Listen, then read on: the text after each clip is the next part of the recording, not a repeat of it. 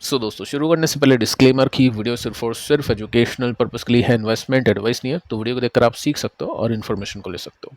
बाकी इससे पहले दो वीडियोस में आपको देख चुका हूँ, अगर आपने मिस कर दिया है तो आप इनको जरूर से देख लेना, कल के लिए काफ़ी इंपॉर्टेंट है। जैसा कि दोस्तों आज हमने देखा कि रुपीस आज स्ट्रांग हुआ पिछले कुछ दिनों की कमजोरी के बाद में, और यूएसडी आज गिरा 0.53, आई थिंक 0.50 बोल सकते हैं, आधी % की मंदी आज हमको यूएसडी में देखने को मिली है। अब देखिए, मैं आपको एक न्यूज़ दे चुका था जिसके अंदर हमने देखा कि सरकार अभी डॉलर को बेच रही है बैंक्स के जरिए, और आप देख सकते हो उसका इम्पैक्ट आज देखने को मिला।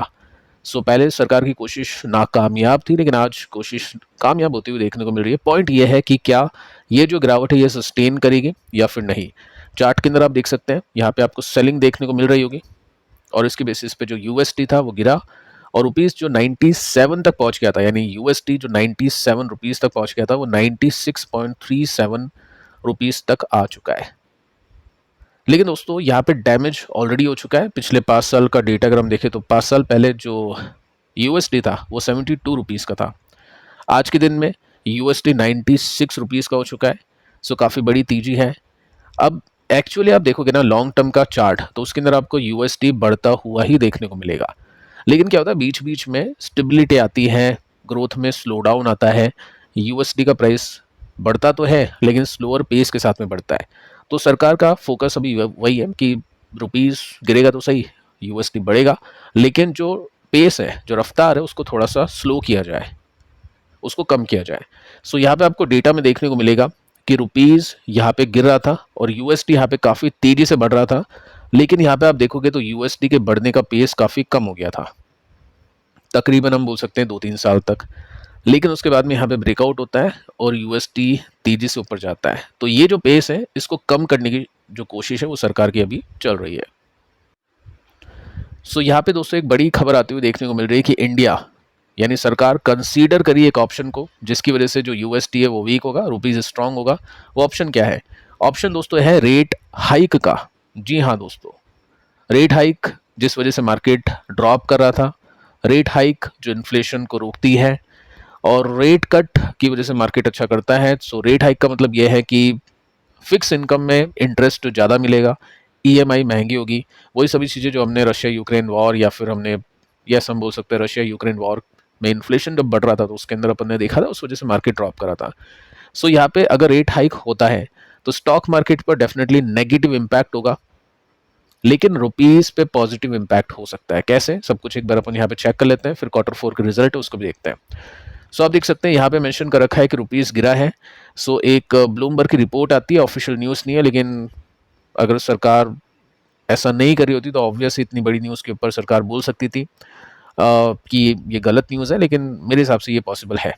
क्योंकि आपने एक और डेटा देखा था जिसके अंदर मैंने आपको बताया था कि सरकार एफआईज के लिए, अपने लिए नहीं, एफआईज के लिए जो टैक्स है वो कम कर रही है बॉन्ड के अंदर। एफआईज बॉन्ड में भी इन्वेस्ट करती है। अल्टीमेटली एफआईज का पैसा इंडिया में आना चाहिए और रहना चाहिए। अब एफआईज पैसे स्टॉक मार्केट से निकाल रही है, तो हमारे पास में हाई इंटरेस्ट इंस्ट्रूमेंट क्या है? बॉन्ड है। यूएस में 5% है, यहाँ पे 7% के ऊपर है। लेकिन यहाँ पे रुपीस डिक्लाइन कर रहा है, तो वो यूएस में ही इन्वेस्ट करेंगे पैसा। अगर वो यूएस से पैसा निकाल के इंडिया में इन्वेस्ट करेंगे, इंडिया में 7% बॉन्ड के ऊपर फिक्स इंटरेस्ट कमाएंगे, तो रुपीस के डेप्रिशिएशन के चलते उनके हाथ में पैसा कमाएगा, प्लस यहाँ पे टैक्स भी पे करना पड़ेगा तो भी पैसा कमाएगा। तो सरकार का ये फोकस है कि हम क्या करते हैं, हम सबसे पहले टैक्स को कम करते हैं, जिसकी न्यूज़ मैंने आपको दी थी, ऑफिशियल न्यूज़ आना अभी बाकी है। सेकंड, हम क्या करते हैं, इनके रिटर्न्स को बढ़ाते हैं ताकि ये पैसा ज़्यादा रिटर्न्स के चक्कर में इंडिया लेकर आए। प्रॉब्लम क्या थी? टैक्स थी और रिटर्न्स था, तो दोनों को यहाँ पे सरकार बढ़ाने के बारे में सोच रही है। एक्सपर्ट को दोस्तों ऐसा लग रहा है कि पॉसिबिलिटी है 50 to 75 BPS RBI rate hike inflation pressure के चलते हैं। देखो, इन्फ्लेशन अंडर कंट्रोल वैसे है पेपर्स में, क्योंकि ये पेपर के हिसाब से चलते हैं, लेकिन फिर भी ये रेट हाइक करना चाहते हैं क्योंकि डॉलर बढ़ रहा है, रुपीस गिर रहा है, तो रुपीस को संभालने के लिए ये सब चीज़ें करनी पड़ रही है। 50 to 75 बीपीएस। मार्केट अभी इसको प्राइस इन करेगा, और ऑफिशियल न्यूज़ आएगी तो मार्केट एक क्रैक दिखाएगा, थोड़ा सा झटका लगेगा स्टॉक्स को, पोर्टफोलियोज को, वो चीज़ अपन मान के चल सकते हैं। साथ में आप देख सकते हैं स्टेबलाइज करने की कोशिश है रुपीस को, ये इनका मेन रीज़न है। इन्फ्लेशन तो एक बहाना है, रुपीस को स्टेबल करना है। क्योंकि यही एक सबसे बड़ी प्रॉब्लम अभी इंडिया फेस कर रहा है। आगे चलते हैं। सो यहाँ पे आप देख सकते हैं रुपीस ने पोस्ट किया है स्ट्रॉन्गेस्ट गेन एशिया में, यानी एशिया की जितनी भी करेंसीज हैं उन करेंसीज में रुपीस सबसे अच्छा कर चुका है आज के दिन, क्योंकि आरबीआई ने इंटरवेंशन किया है। आरबीआई ने जो डॉलर है उसको सेल किया था, बेचा था, और रेट हाइक के ऊपर भी डिस्कशन चल रहा है। तो इस रीजंस की वजह से आप देख सकते हैं रुपीस में आपको स्ट्रांगनेस देखने को मिली है, क्योंकि एफआईएस का पैसा आएगा इस वजह से, तो पहले ही रुपीस स्ट्रांग हो रहा है। अगर ऐसा नहीं होता है तो रुपीस वापस गिरेगा, तो वो चीज़ आपको यहाँ पे थोड़ी ध्यान में रखनी है। स्टॉक मार्केट का क्या होगा उसको आगे चल के चेक करते हैं। साथ में दोस्तों सेकंड एक और पॉइंट आप इसमें नोट करके चल सकते हैं, जो मैंने आपको बताया था कि स्वैप ऑक्शन ये कब होगा, ये होगा मई 26 को। तो 26 मई को भी हम देख सकते हैं रुपीस को शायद स्ट्रांग होता हुआ यूएसडी की कंपैरिजन में, क्योंकि आरबीआई ने अनाउंस किया है $5 बिलियन का स्वैप ऑक्शन। इसका मतलब क्या होता है, स्वैपिंग की जाती है, यानी क्या होगा, एक बैंक होगा सपोज एसबीआई, वो सेल करेगा यूएसडी टू आरबीआई। अब यूएसडी बिकेगा तो क्या होगा, गिरावट होगी, सप्लाई बढ़ेगी। किसी चीज़ को हैविली बेचा जाएगा तो उसके प्राइस नीचे आते हैं। फिर क्या होगा, एक टाइम होगा, उस टाइम के बाद वापस से आरबीआई वो डॉलर को बेच देगा बैंक को। उस समय थोड़ा सा डॉलर मजबूत होगा, लेकिन टेम्पररी बेसिस पे अभी फिलहाल गिरावट करने की कोशिश की जा रही है। तो ये सब चीज़ें करनी पड़ रही है सरकार को। ठीक है, तो स्वैपिंग होगी कब, 26 मई को। और आज जो इंटरवेंशन हुआ है, जो डॉलर्स बेचे गए हैं, उसका इम्पैक्ट आप सीधा सीधा इसके स्टॉक नहीं मतलब इसके चार्ट के अंदर देख सकते हैं, जो मैंने आपको स्टार्टिंग में बताया था। सो अब दोस्तों आ जाते हैं समरी पर कि क्या कुछ हो सकता है इसकी वजह से। देखो, हायर इंटरेस्ट रेट होती है ना, ये अट्रैक्ट करेगी फॉरेन इन्वेस्टर्स को, और उसकी वजह से इंक्रीज करेगी डिमांड फॉर रुपीज़। बॉन्ड में आपको बता चुका हूँ 7% अपन पे करते हैं, यूएस में 5% है, लेकिन 5% उनके लिए ज़्यादा है, क्योंकि यहाँ पे 7% कमाने के बाद इनको रुपीज़ का डेप्रिशिएशन झेलना होता है। मान लो फिर रिटर्न कितने हो गए, 6 रुपये, उसके बाद में टैक्स पे करना पड़ता है, तो रिटर्न कितने हो गए, 6%। एग्जाम्पल दे रहा हूँ मैं आपको, ठीक है, सॉरी 5%, ठीक है। तो इतना तो यूएस में मिल रहा था, तो आरबीआई क्या कर रहा है कि टैक्स कम करेगा और साथ में रिटर्न्स इंक्रीज करेगा।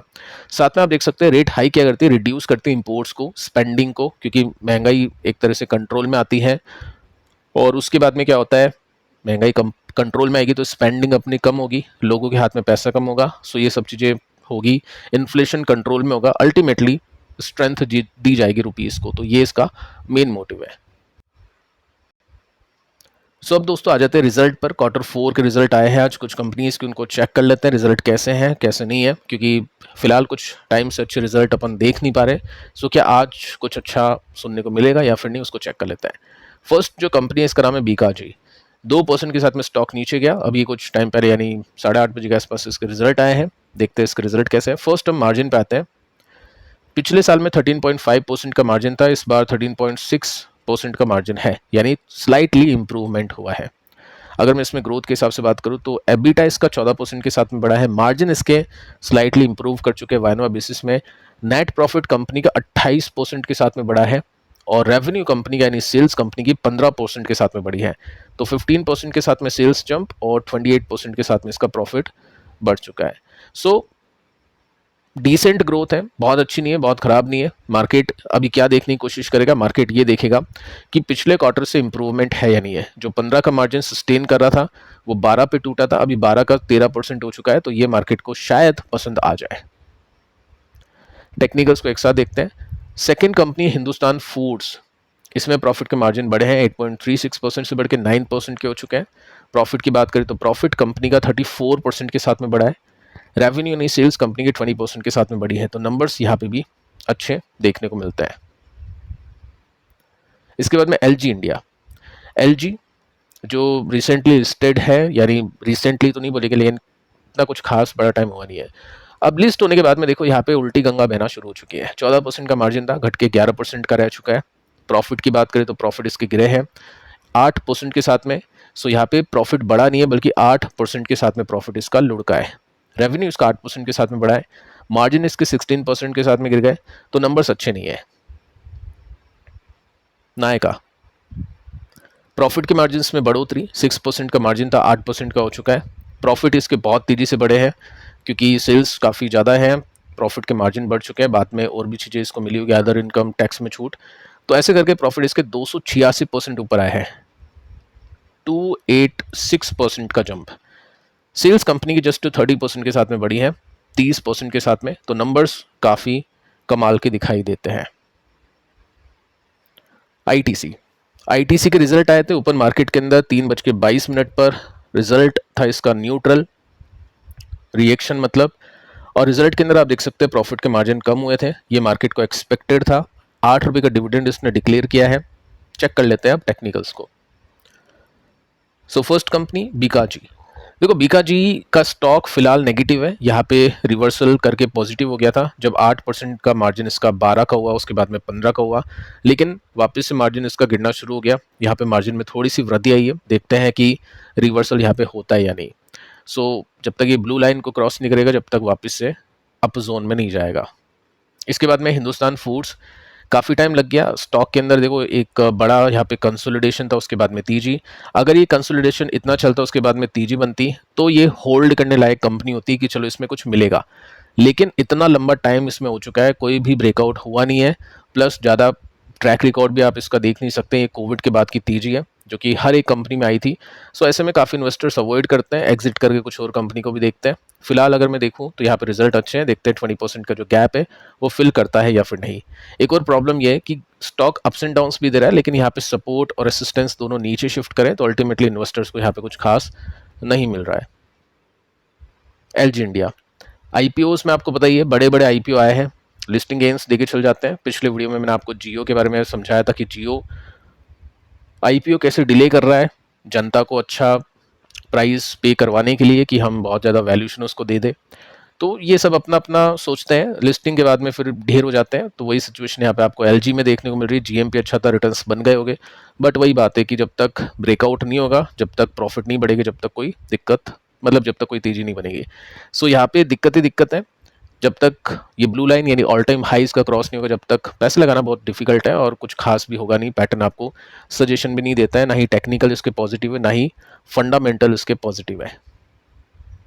इसके बाद में नायका डेफिनेटली यहाँ पे थोड़ा पॉजिटिव होता हुआ दिखाई दे रहा है, क्योंकि आप सिंपली नोट कर सकते हैं एक रेसिस्टेंस यहाँ पे टूटा, एक और रेसिस्टेंस हो सकता है कल टूट जाए, तो यहाँ पे सपोर्ट ब्रेक होने की जगह रेसिस्टेंस ब्रेक कर रहा है, प्रॉफिट इसका बढ़ रहा है 200-300% के साथ में। सो ब्रेकआउट आता है तो हाई चांसेस है कि धीरे धीरे करके ये स्विंग कंप्लीट कर जाए। इसके बाद में आईटीसी, इसके अंदर भी कुछ खास नहीं है, कैपिटल एप्रिशिएट होने की जगह डेप्रिशिएट आपकी होगी, तो इन्वेस्टिंग करने के लिए कोई पॉइंट है नहीं, लेकिन कोई डिविडेंड इन्वेस्टर है तब जाके यहाँ पे सोच सकता है, बाकी कैपिटल एप्रिशिएट करने के लिए कुछ है नहीं इसके अंदर। सो फिलहाल दोस्तों इस वीडियो में इतना ही, पिछले 2 वीडियोस देख लेना, मिलते हैं नेक्स्ट वीडियो में, तब तक के लिए बाय बाय।